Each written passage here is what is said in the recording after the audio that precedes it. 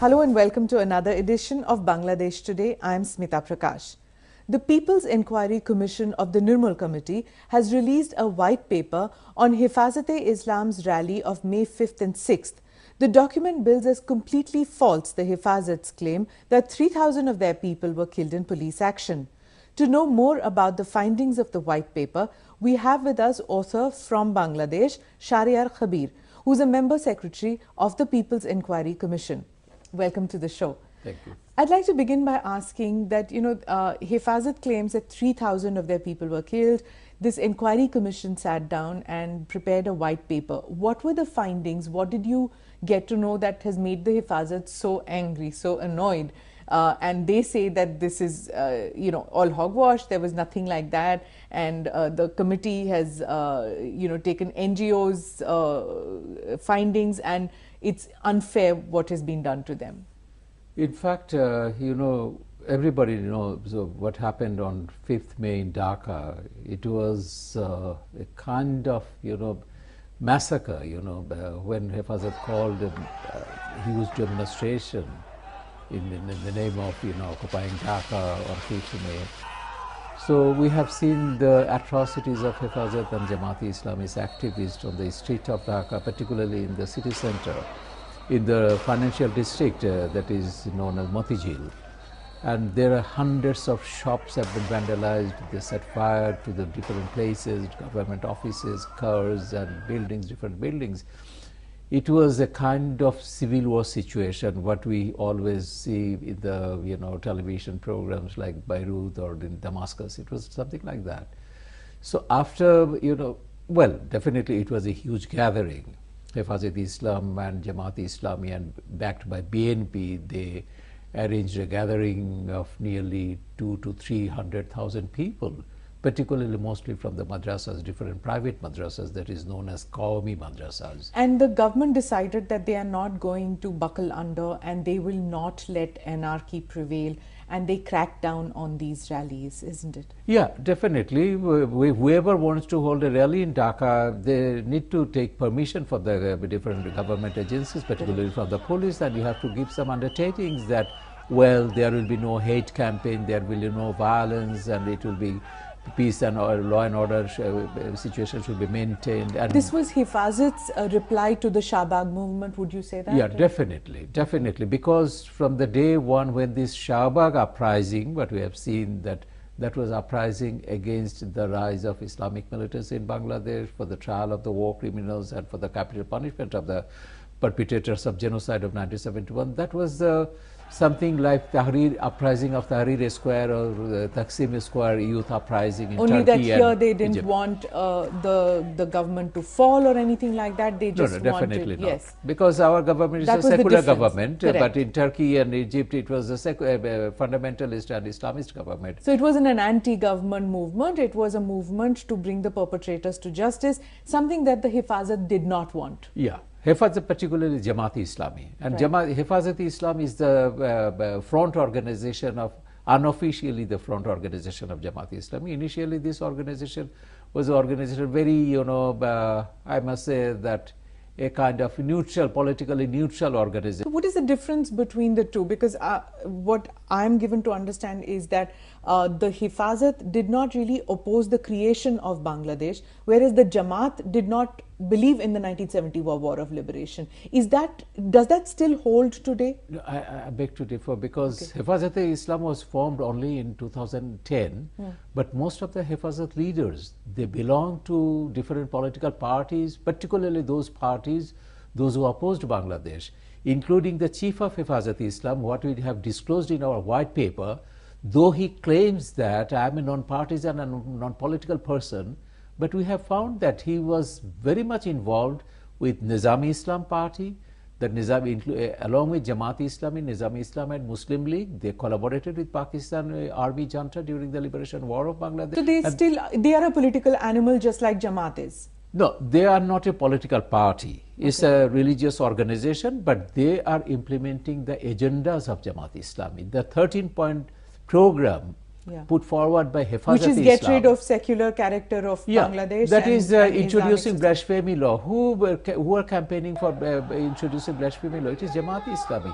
Who are campaigning for declaring Ahmadi Muslims as non-Muslims? It was Jamaat-e-Islami. Since 1953, they are campaigning Qadianis, they are popularly known as Qadianis, to be declared as non-Muslims. So in 1953, there was a riot in Punjab for that, and they killed hundreds of innocent Ahmadi Muslims. Has the founder of the Hefazat said that women should not work along with men at the same time, in the same place, and the only way, there was some comment of a tamarind flower or something like that, where they said that only with a veil women should be allowed to work? That is categorically mentioned in the 13-point program.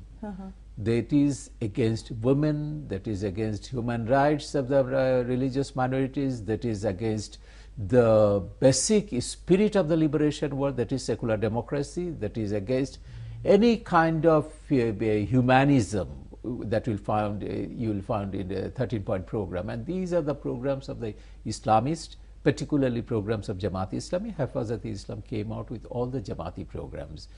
So is this this 13-point program that the Hefazat has talked about now, because their essential cadre is in the Madarsas, so is this 13-point agenda, is it propagated, is it taught in the Madarsas? Well, it is very new, you know, only in last February they declared this program, and most of the Madrasa students who came to take part in this rally, you know, we asked them, the journalist asked them about the 13-point programs, and 80% Madrasa students, those who took part in the rally, they know nothing about 13-point program. Why they came here? They said that, well, Ahmad Shafi, the Supremo of Hefazat-e-Islam, is Islamic, well-known Islamic cleric, and that's why they said that we came here to just listen to his sermon. So he's a religious sermon, is what religious sermon. But they didn't know that there is a political angle to this. No, not at all. That's why, you know, so many, when we interviewed in our white paper, we interviewed the victims of those who have been killed, the family members. They said, we know nothing about this. Why our children, family members went there and they never told us anything about it? And they were never been told about that. Did the Hefazat go back to the families of those who died in that rally? Have they been taken care? Unfortunately, no. Because we have collected, though they have claimed that 3,000 and 2,500 people have been killed, not only people, they claim that they are the Islamic scholars who have been killed, alems and ulemas who have been killed. But when we asked Hefazat-e-Islam, but in our inquiry commission, you know, we have appointed some young activists of Hefazat-e-Islam to do the research work. Oh, you called their own people to do the research? Well, those who realized that Hefazat-e-Islam is using them, they are politically, they are using them for their own political gain. Some of the Hefazat-e-Islam, they're just young members, they defected and they joined us. And they took part in this investigation. And what did they find when, did you go over the names, the lists of people? Yeah, that is what we did. When they said that, well, they found 17, until now, Hefazat-e-Islam prepared only a list of only 79 people. As compared to what they said was 3,000. 3,000, later said 2,500, and later said 2,000. Many times they came with many figures. Because even international organizations, I mean, I remember newspapers in Europe quoting 2,000, 2,500. It is so unfortunate. You see, most of the European newspapers, they are totally influenced by Jamaat-e-Islam is mal-propagandas that is going on regarding war crimes trial and regarding this incident. But if you go through the newspapers in Dhaka, even the pro-Jamaat and pro-BNP newspaper, they never mentioned. They said that, well, it could be up to 29 and 30. And in our white paper, we mentioned the observation. There are three, information before us. So one was that what was the findings of the daily newspapers. Doesn't matter that it is belong to Jamaat-e-Islami or BNP or Awami League or neutral. Right. We have scanned all the newspapers. The highest number was 29 and lowest number was 4. Whereas the NGOs, foreign funded NGOs, even they went into several hundreds and things like that. No, right? one NGO that is the highest number given by Odhikar, they said that they have provided a list of 61. 61. So we have scanned. As a result of the numbers that were being thrown all over, I mean, it impacted on the politics of that time. I mean, the municipal elections. Definitely, it is something very big thing, you know. If Dhaka somebody municipal claims elections. that several thousand Islamic scholars were being killed, or ulemas and alems, the religious leaders were being killed, definitely it will create such an impact among the publics. So this false propaganda, after the propaganda started, we asked our government to form a commission, but government was reluctant to form a commission. They just came out with a press note. So this is the fact. They came out with 28 persons, name of the 28 person. So there was 4 lists before us. One was the list of the daily newspapers, one is the list given by Hefazat Islam, that is a list of the 79. One was provided by Odhika, that is a list of 61. And another was government. All this information. We collaborated, we have scanned and we have verified. We investigated. We went to 79 addresses given by Hefazat Islam, and we found there are many addresses, names, these are false. There is a fake names are there. There are repetition of the names. There are some names are mentioned thrice, some are mentioned twice. And apparently after the scanning and the investigation, we found out of 79, only 34 were being killed. Well, even 34 is quite a big number. But we also further investigated, and further we have found 4 more, you know, 5 more from the different from Hefazat Islam, and our final list is the number of 39. That's why we say that Hefazat's list is incomplete the reason and I'm exaggerated. Asking is because, yeah, exactly. Now, you know, whenever it comes into just before elections, the hartal politics comes in, inter-religious, inter-sectarian clashes that take place and things. Now, when we talk about the Hefazat and its claims, are they going to now make this into an issue all over again just before elections? Definitely. That is the agenda of they're supposed to hold up a huge rally on 15th November this month, but we, the civil society and even government also said that no, we are not going to allow anybody to hold such a rally in the name of rally. You will vandalize and we will destroy everything. So we are not going to see the repetition of 5th May. Just this weekend, there was an attack in Chittagong on the Indian High Commission's office. Now, you know, one tends to think that it's going to be a volatile period just before elections. Definitely. What we have seen before the election of 2001, that has already been started, that is the persecution of the religious minorities, particularly the Hindus. So Hindus are being intimidated in Bangladesh since, you know, 28th February of this year, when this Delwar Society's, you know, verdict have been declared in the international war from Shahriar. So who's, you know, initially one thought it's the BNP Jamaat grouping which is getting into this hartal politics, but now the game is bigger. They're using the Hefazat cadres to do that too, and there are also reports that the Hefazat has links with the Huji. Now, yeah, this definitely. is in our findings, all the, you know, most of the Central Committee members of Hefazat Islam, they took part in Afghan jihad. They fought jihad in Kashmir. Well, the testimony is there in our white paper. All these testimonies, we have included everything in our white paper. The Huji has been created in the Madarsa of Hefazat Islam, that is the Hathazari Madarsa. The Ahmed Shafi is the principal of the Madarsa. That was the den of Harkatul Jihad. That Harkatul Jihad in Bangladesh started from that madrasas, and the madrasa's students, former students who joined Huji from that madrasa, they have given us testimony. All these testimonies are included in our white paper. So there's this hydra-headed monster now. You're talking about the Huji, Hefazat, the These Jamaat. are the same faces. Jamaat, there is no differences between Jamaat, Harkatul Jihad, or Jamaat Islami in Pakistan, or the Muslim Brotherhood in Egypt.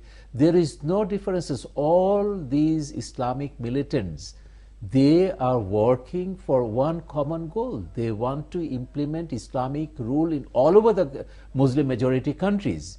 and they want to establish Sharia laws and everything. Jamaat-e-Islami and Muslim Brotherhood are the godfathers of all Islamic militants. In they my don't film, I believe have in the exposed. peaceful existence of Islam along with other religions. Definitely, it is. It's a forcible kind of religious supremacy that they're talking about. That is the agenda of Jamaat-e-Islami. The jihad preached by Jamaat-e-Islami or Al-Qaeda or Muslim Brotherhood, it is against the basic tenets of Islam. Islam never says to kill other people, in the name of faith or in the name of race or in any kind. So this is when we say that Islam is a religion of peace, Islam is a religion of compassion and amity. But you cannot, match those beliefs or ideals of Islam with the agenda of Al-Qaeda, Jamaat-e-Islami or Muslim Brotherhood. Thank you very much for speaking with us. All hopes rest on the civil society in Bangladesh. Thank you very much, and let us hope for the best and prepare for the worst. Thank you. What has been done to them? In fact, everybody knows what happened on 5th May in Dhaka. It was a kind of, massacre, when Hefazat called a huge demonstration in the name of, occupying Dhaka on 5th May. So we have seen the atrocities of Hefazat and Jamaat-e-Islami's activists on the street of Dhaka, particularly in the city center, in the financial district that is known as Motijil. And there are hundreds of shops have been vandalized. They set fire to the different places, government offices, cars and buildings, different buildings. It was a kind of civil war situation, what we always see in the television programs like Beirut or in Damascus. It was something like that. So after, well, definitely it was a huge gathering.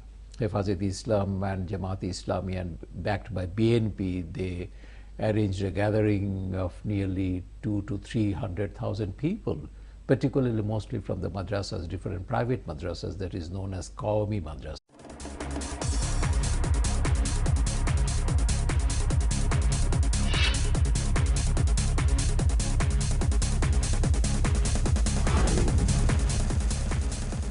Hello and welcome to another edition of Bangladesh Today. I am Smita Prakash.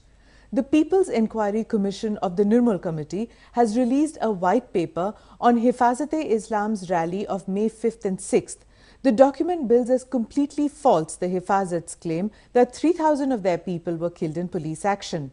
To know more about the findings of the white paper, and the government decided that they are not going to buckle under and they will not let anarchy prevail, and they crack down on these rallies, isn't it? Yeah, definitely. Whoever wants to hold a rally in Dhaka, they need to take permission from the different government agencies, particularly from the police, and you have to give some undertakings that, well, there will be no hate campaign, there will be no violence, and it will be peace and law and order situation should be maintained. And this was Hefazat's reply to the Shahbag movement, would you say that? Yeah, definitely, because from the day one when this... We have with us author from Bangladesh, Shahriar Kabir, who's a member secretary of the People's Inquiry Commission.